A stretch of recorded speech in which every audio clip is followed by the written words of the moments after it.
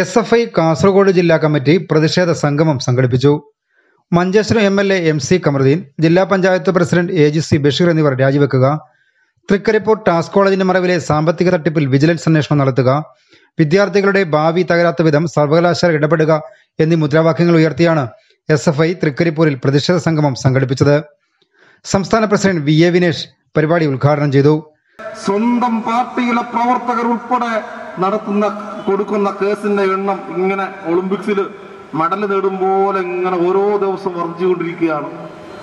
അത്തരത്തിലേക്ക് ഒരു ജനങ്ങളെ ആകെ വഞ്ചിച്ച ഒരു MLA MC കമറുദ്ദീൻ MLAയും മുസ്ലിം ലീഗിന്റെ ജില്ലാ പഞ്ചായത്ത് പ്രസിഡന്റും ഈ നാട്ടിൽ നടത്തിയിട്ടുള്ള മുഴുവൻ അഴിമതികളെ പറ്റിയും അന്വേഷിക്കുന്നതിന് വേണ്ടി വിജിലൻസ് തയ്യാറാവണം.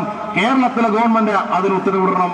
ഇവിടെ അഴിമതിയുടെ കൂടാരമായി മുസ്ലിം ലീഗിന്റെ MLAമാർ മാറുമ്പോൾ മുസ്ലിം ലീഗിന്റെ MLAയും മുൻ മന്ത്രിയുമായ ഇബ്രാഹിം കുഞ്ഞു പണിത പാലാരിവട്ടം പാലം പൊളിക്കുമ്പോ അപ്പോഴും നിങ്ങൾ അഴിമതിക്കാരെന്ന് മുദ്ര കുത്തുമ്പോൾ നിങ്ങൾ തന്നെ സ്വയം ഒന്ന് വിലയിരുത്തണം.